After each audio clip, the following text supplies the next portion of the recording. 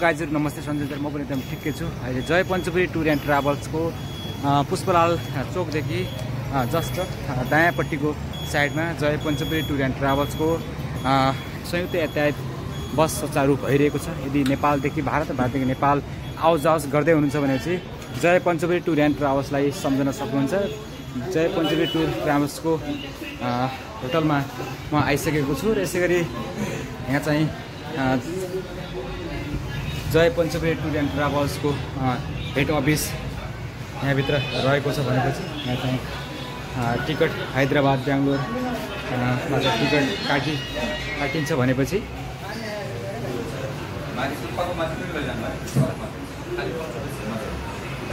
Jay Panchpuri tour and travels Nepalgunj Pushpalal चोकमा रहेको छ प्रधान कार्यालय।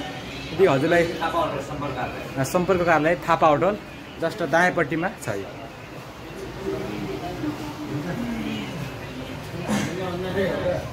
रुपटियाको बोर्डरमा आइसकेका छौँ र रुपटिया बोर्डरदेखि अब हामी केही छिनमा हैदराबाद यसैगरी बेङ्गलोर यसैगरी पुनासम्म हामी जय पञ्चपुरी टुर एन्ड ट्राभल्सको यात्रामा हामी गर्दैछौँ। यदि हजुर कसैलाई नेपालदेखि भारतका हरेक कुरामा आउजाउ गर्नु छ भनेपछि जय पञ्चपुरी टुर एन्ड ट्राभल्सलाई सम्झन सक्नुहुन्छ पनि भन्न चाहन्छु। यदि भारतदेखि नेपाल र नेपालदेखि भारत आउजाउ गर्दै हुनुहुन्छ भने स्क्रिनमा राखिदिएको नम्बरमा हजुरले जानकारी लगाउन सक्नुहुन्छ भन्न चाहन्छु।